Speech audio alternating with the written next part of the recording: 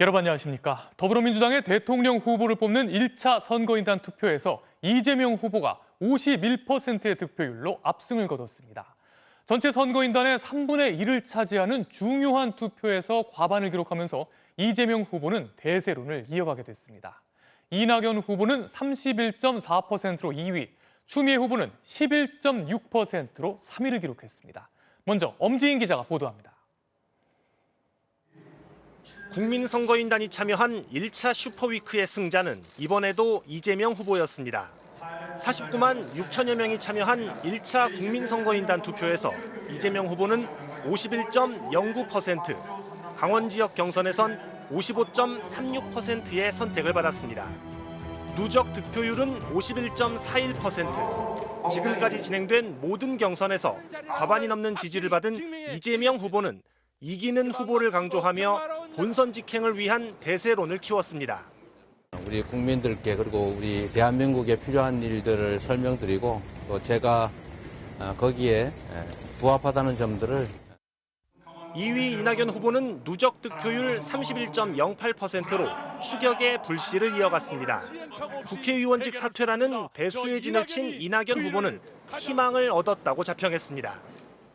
1차와 2차 슈퍼위크 사이에 시차가 꽤 있기 때문에 민심의 변화가 좀 더 누적되지 않을까 기대하고 있습니다.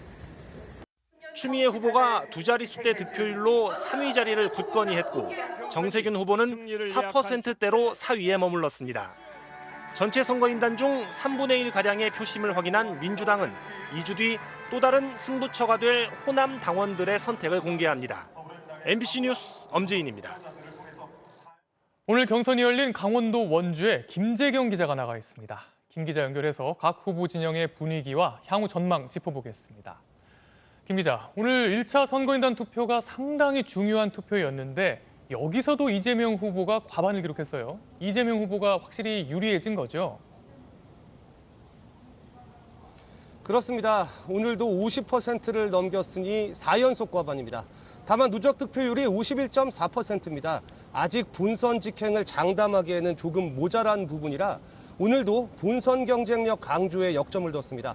이재명 후보의 오늘 연설 들어보시겠습니다. 지금 전 지역, 전 연령, 진보, 중도, 보수 모든 진영에서 압도적 경쟁력 가진 후보 바로 이재명입니다. 누적 득표율이 28%대에서 31%까지 오른 이낙연 후보는 의원직 사퇴를 내세우며 표심에 호소했고요. 3위를 다진 추미애 후보는 개혁성을 다시 강조했습니다. 모든 것을 던져 정권 재창출에 나섰습니다. 죄송하지만 국회의원직도 내려놓았습니다. 저희 이낙연과 함께 정권 재창출 이루어 주십시오, 여러분. 개혁 때 개혁의 경쟁으로 개혁의 외연을 넓히고 개혁의 의지를 더 충만하게 채우는 당이 되어야 합니다. 그런데 아직 끝난 게 아니에요. 다음 지역이 민주당 경선에서 굉장히 중요한 호남 아닙니까? 호남의 선택이 궁금한데 어떻게 전망하십니까? 네, 민주당 경선은 추석 연휴 동안은요 잠시 숨을 고른 뒤 호남으로 향합니다. 호남은요 당의 정치적 기반인데다 대의원과 권리당원 수도 20만 명이 넘기 때문에 역대 대선 경선마다 판세를 사실상 결정지어온 곳이기도 하죠. 이재명 후보는 여기서도 과반이 목표고 호남이 지지 기반인 이낙연, 정세균 후보는 자신의 정치적 고향에서 반전의 계기를 마련하기를 기대하고 있을 겁니다. 호남에서 현재 흐름이 유지될지 또 아닐지가 1차 관전 포인트고요. 이후 제주와 부울경 지역을 거쳐 진행될 마지막 수도권 경선에서 과반이냐 아니면 결선으로 가느냐 또 이 과정에서 돌출 변수는 없을지 지켜보는 것도 또 다른 관전 포인트입니다. MBC 뉴스 김재경입니다. 다음은 검찰의 고발 사주 의혹 속보입니다. 공수처의 김웅 의원실 압수수색에 대해 국민의힘이 위법이라며 거세게 반발하고 있는데요. 이에 대해 공수처가 부당한 정치 공세라고 강하게 반박했습니다. 국민의힘 측이 기본적인 사실관계조차 확인하지 않은 채 압수수색을 맡고 있다며 법적 조치도 검토하겠다고 밝혔습니다. 공윤선 기자의 보도입니다. 고위공직자 범죄수사처는 오늘 정오쯤 이례적으로 장문의 공식 입장을 발표했습니다. 그제 있었던 김웅 의원실에 대한 압수수색을 불법으로 규정한 국민의힘의 주장을 부당한 정치 공세라며 조목조목 반박하고 나선 겁니다. 먼저 공수처 수사팀이 압수수색 당시 김 의원의 컴퓨터에서 사건과 관련 없는 김오수 검찰총장을 검색했다는 주장. 야당 정치인이 가지고 있는 자료들을 색출해가기 위한 그런 모략극이 아닌지. 하지만 수사팀이 검색한 오수는 검찰총장 김오수가 아니라 도이치모터스 권오수 회장이라고 밝혔습니다.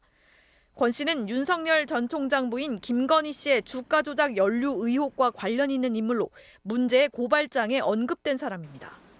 조국, 추미애 등 다른 검색어 역시 고발장 등에 들어있는 인물이라며 불순한 의도가 있다는 국민의힘 측 주장을 일축했습니다. 또 참관인이 입회한 가운데 검색이 이뤄졌고 보좌관 컴퓨터 등을 압수하려 한 것도 김 의원이 관리했던 전자기기가 보좌진 방에 있을 가능성도 배제할 수 없기 때문이라고 설명했습니다. 이어 압수수색 전 김 의원이 영장을 상세히 읽고 검토했으며 관련 녹취 파일도 있다고 강조했습니다. 공수처는 국민의힘이 이런 간단한 사실조차 확인하지 않은 채 공수처를 누군가를 뒷조사하는 수사기관처럼 묘사했다고 비판했습니다. 공수처는 압수수색 방해를 범법행위로 규정했습니다. 공수처 관계자는 이상한 방향으로 사건의 본질을 흐리지 말아달라며 영장 집행을 방해한 행위에 대해선 법적 조치를 검토하고 있다고 밝혔습니다. 공수처는 김웅 의원실에 대한 압수수색을 조만간 다시 시도할 걸로 예상됩니다. 동시에 이번 의혹의 제보자 조성은 씨의 휴대전화 분석에 속도를 내고 있어 의혹의 실체 파악에 한 발 더 다가설지 주목됩니다. MBC 뉴스 홍윤선입니다. 정치권에선 국민의힘과 야권 주자들을 중심으로 이번 고발 사주 의혹의 제보자인 조성은 씨의 배후에 박지원 국정원장이 있다며 공세를 쏟아냈습니다. 여권은 황당한 물타기라고 반박했는데요. 제보자 조 씨도 개인을 뭉개는 방법으로 책임을 피할 수는 없을 거라며 윤석열 전 검찰총장 측을 비난했습니다. 이기주 기자의 보도입니다. 국민의힘은 말 그대로 총공세를 폈습니다. 윤석열 전 검찰총장 측 장제원 의원은 제보자인 조성은 씨를 정치 낭인, 젊은 여성, 박지원의 수양 딸이라고 부르며 거칠게 비난했습니다. 제보자가 박지원 국정원장과 만난 걸 부각시키며 국면 전환을 시도한 건데 윤석열 전 총장도 정치 공작이다, 기본이 안 돼 있다 등 거친 표현을 써가며 비판을 쏟아냈습니다. 평소에 아는 사람이라고 하더라도 국정원장이라는 그 지위에 가게 되면은 제가 보기에는 좀 정상적이 아닌 것 같습니다. 네. 국민의힘 원내 지도부는 박지원 게이트라고까지 규정했습니다. 특히 과거 국민의당 시절 조 씨가 박 원장과 대화하는 사진 등을 들고 나와 서로 특수한 관계라고 주장했습니다. 이 사진을 보면 더 극명하게 드러납니다만 매우 내밀한 대화를 주고받는 그런 관계라고.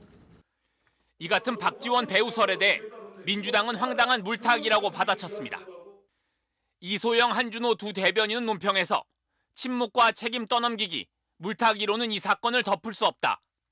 증거 운운하기 전에 책임 있는 모습을 보이라고 지적했습니다. 여권 대선 주자들도 비판에 가세했습니다. 윤석열은 국기문란 사건으로부터 떳떳하다면 먼저 핸드폰부터 공개하고 의혹을 낱낱이 밝혀야 합니다. 야권에서도 홍준표 의원은 당의 문제가 아니라 윤 전 총장 혼자 풀 문제라고 선을 그었고 이준석 대표도 당은 후보의 보증을 서주는 곳이 아니라며 사실관계 파악이 우선이라는 기존 입장을 재확인했습니다. 제보자인 조성은 씨 역시 SNS에 글을 올려 젊고 경험 없는 미숙한 여성의 이미지로 뒤에 누가 있다고 주장하고 싶겠지만 그렇지 않다며 저 개인을 뭉개는 방법으로는 죄와 책임을 회피할 수 없을 것이라고 윤 전 총장 측의 주장을 반박했습니다. MBC 뉴스 이기주입니다. 오늘 코로나19 신규 확진자는 주말 기준 역대 두 번째로 많은 1,755명을 기록했습니다. 내일부터는 추석 특별 방역 대책이 시행됩니다. 요양병원 면회도 허용이 되는데요. 전국적으로 확산될 가능성에 당국이 긴장하고 있습니다. 김민호 기자입니다. 서울 송파구 가락시장 관련 누적 확진자가 110명으로 늘어났고 서울 서초구의 학원에서 17명이 확진 판정을 받는 등 집단 감염과 일상 속 전파가 계속되고 있습니다. 신규 확진자는 1,755명. 주말 검사 기준으로는 지난달 15일에 이어 두 번째로 많았고 특히 사흘 연속 확진자 비중 74%를 기록한 수도권의 경우 지난 일주일 동안 하루 평균 확진자 수는 1,234명으로 또다시 최고치를 기록했습니다. 비수도권은 비교적 안정세로 접어들었으나 수도권은 여전히 위기 상황입니다. 이런 가운데 내일부터 2주간의 추석 특별 방역 기간이 시작됩니다. 요양병원과 시설에선 환자와 면회객 모두 백신 접종으로 완료했다면 접촉 면회가 가능합니다. 또 17일부터는 거리두기 4단계 지역에서도 접종 완료자 4명을 포함한 8명까지 가정 내 가족 모임이 허용됩니다. 정부는 추석 연휴 기간이 수도권에서 비수도권으로 감염이 확산되는 계기가 되지 않도록 방역 수칙을 철저히 지켜달라고 당부했습니다. 방역 수칙이 얼마나 잘 지켜지느냐에 따라 명절 이후 코로나19가 전국적으로 다시 확산되느냐, 안정되느냐가 결정될 것입니다. 어제까지 백신 1차 접종률은 64.5%를 기록해 추석 전 70% 목표가 무리 없이 달성될 전망입니다. 접종 완료자 수도 2천만 명을 돌파했습니다. MBC 뉴스 김민욱입니다. 오늘 오후 경기도 고양시 한 가구 물류창고에서 불이 나 건물 3개 동이 탔습니다. 어제 저녁 제주에서는 호텔 기계식 주차장에서 차량이 추락하며 운전자인 30대 남성이 숨졌습니다. 사건 사고 고재민 기자입니다. 오늘 오후 경기 고양시 일산동구의 한 가구 물류창고. 시커먼 연기가 쉴 새 없이 뿜어져 나오고 소방대원들이 거센 불길을 잡기 위해 연신 소방호스로 물을 뿌립니다. 오늘 오후 3시쯤 물류창고에서 시작된 불은 바로 옆 가구 판매장으로까지 번졌고 2시간 반 동안 건물 3개 동을 태웠습니다. 거기서 이제 이런 연기가 조금씩 창문 통으로 이렇게 나왔어요. 그래가지고 이제 자세히 보니까 불 같아가지고 저희가 신고를 한 거예요, 119에. 다 소화가 된 줄 알았더니 갑자기 막 불이 번지기 시작해가지고. 가구 매장에는 직원 4명이 있었지만 모두 대피해 인명피해는 없었습니다. 큰 불길을 잡은 소방당국은 잔불 정리를 마친 뒤 정확한 화재 원인을 조사할 예정입니다. 어제 저녁 제주 서귀포 시내의 한 호텔 주차장. 기계식 주차장 앞에 흰색 승용차가 들어섭니다. 운전자가 차에서 내리는 순간 차가 앞으로 움직이자 운전자는 다급하게 다시 차에 올라탑니다. 하지만 차는 멈추지 않고 주차장 문을 뚫고 7m 아래로 떨어졌습니다. 얘기해서 이제 안내해드리고 이제 다른 차량 뒤에 차량 안내하고 있는데 뚫고 들어가 버리신 상황이 된 거예요. 차량 운전자 30살 A씨가 크게 다쳐 병원으로 옮겨졌지만 숨졌습니다. A씨는 혼자 제주에 여행을 와 호텔에 체크인하려다 사고를 당한 것으로 확인됐습니다. 경찰은 주차장 설비와 운전자의 기어 조작에 문제가 없었는지 등 정확한 사고 원인을 조사하고 있습니다. MBC 뉴스 고재민입니다. 9.11 테러 희생자를 기리는 20주년 추모 행사가 미국 뉴욕과 워싱턴 등에서 열렸습니다. 테러와의 전쟁을 시작했던 부시 전 대통령은 지금은 해외 테러 조직뿐 아니라 미국 내 극단주의 세력이 위험하다고 지목했습니다. 뉴욕에서 박성호 특파원입니다.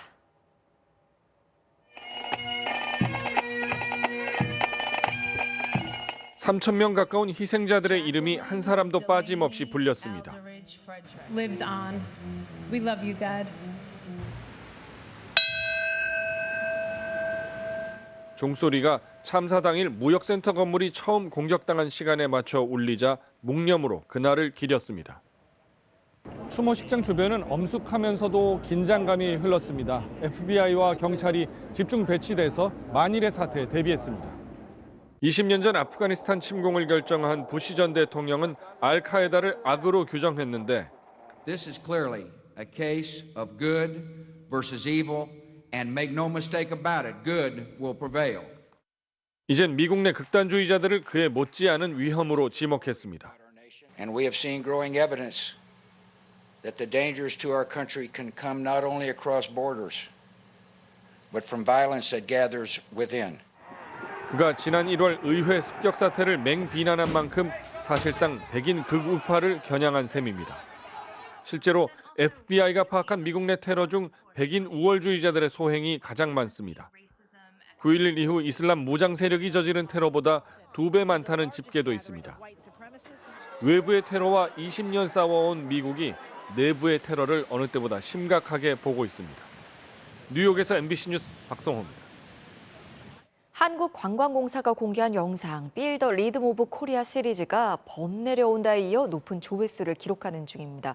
가장 인기 있는 건 머드맥스라는 영상인데요. 서산 관광 홍보 영상으로 경운기 수십 대가 긴 줄을 이뤄 바닷가로 향합니다. 경운기에는 바지락을 캐러 나가는 어민들이 타고 있고요. 갯벌 위도 거침없이 달리는 모습까지 아주 힙합니다. 마침 서산 갯벌에서는 바지락 채취가 시작됐는데요. 이 영상 속에 바지락 경운기를 관광 상품으로 개발하는 방안이 추진되고 있습니다. 조형찬 기자입니다.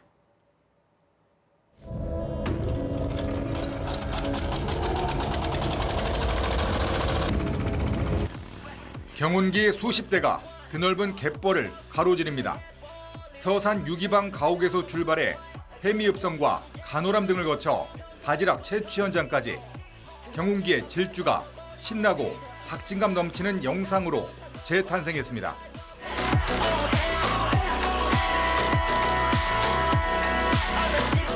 한국관광공사가 제작한 서산 관광 홍보 영상인 머드맥스는 일주일 만에 조회수가 수백만 건에 이를 만큼 큰 인기를 끌고 있습니다. 기분이 굉장히 좋았죠. 이런 거 처음 나왔으니까 기분이 엄청 좋았죠, 그냥. 때마침 가을 바지락 채취 작업도 시작됐습니다. 경운기 수십 대가 긴 줄을 이루어 바닷가로 향합니다. 발이 푹푹 빠지고 물이 무릎까지 차는 갯벌에서도 경운기는 거침없이 달립니다. 이 마을 주민 80여 명과 경운기 30대가 영상 제작에 참여했는데 30년 넘게 계속했던 평범한 일상이 전국적인 주목을 받게 됐습니다. 야, 이거 재밌다고. 야, 이거 다음에 한번 또 찍었으면 좋겠다고. 이런 말씀을 하시더라고요. 촬영지 방문과 영상 문의도 잇따르고 있습니다. 예비 타당성 조사를 앞둔 가로림만 해양정원 등과 연계한 생태 관광 명소 조성 계획도 나왔습니다. 충청판 매드맥스의 흥행으로 충남의 갯벌이 새롭게 주목을 받으면서 서해 관광 산업에도 적지 않은 영향을 줄 것으로 보입니다. MBC 뉴스 조형찬입니다. 오늘 뉴스데스크에 이어 방송되는 탐사객 스트레이트에서는 태광그룹 이호진 회장의 김치 와인 강매 의혹과 이에 대한 검찰의 불기소 처분 논란 등을 집중 보도합니다. 또 삼성 이재용 부회장과 부영 이중근 회장의 이딴 가석방으로 불거진 특혜 시비와 유독 재벌 총수들에게만 관대한 검찰과 법원의 법 집행 관행을 취재했습니다. 안익수 감독으로 사령탑을 교체하는 초강수를 뒀던 FC서울. 성남전에서 조영욱의 선제골에도 1대1 무승부를 거두며 최하위 탈출에 실패했습니다. 일요일 밤 스포츠 뉴스 마칩니다.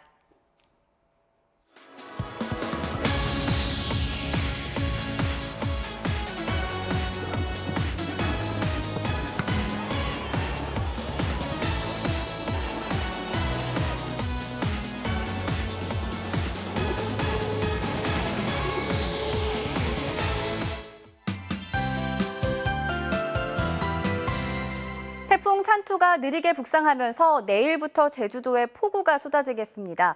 가을 장마를 할 수 있는 정체 전선이 2, 3일간 머물기 때문인데요.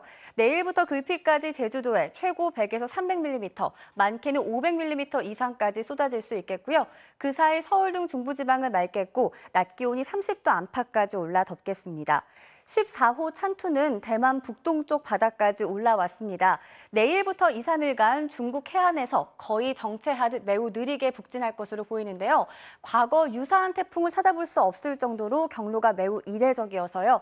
목요일 이후에는 제주도 부근으로 방향을 꺾거나 중국 남부로 더 들어갈 수도 있을 것으로 보입니다. 기상청은 화요일쯤 태풍의 진로가 더 뚜렷해질 것이라고 밝혔습니다. 내일 중부지방은 맑겠고 남부지방은 흐린 가운데 제주도에서는 비가 내리겠고요. 제주와 전남 해안을 중심으로는 차츰 강풍도 거세지겠습니다. 내일 아침 기온은 서울이 21도, 대구가 20도로 시작하겠고요. 한낮에는 서울이 30도까지 오르겠고 광주와 대구는 28도에 머물겠습니다. 화요일인 모레부터는 남부지방에서도 비가 시작되는 곳이 있겠습니다. 내셨습니다. 내일부터 추석 특별 방역 대책이 시행되는데요. 방역 수칙 잘 지키면서 서로 안전하고 즐거운 시간 보내면 좋겠습니다. 일요일 뉴스데스크 마치겠습니다. 고맙습니다.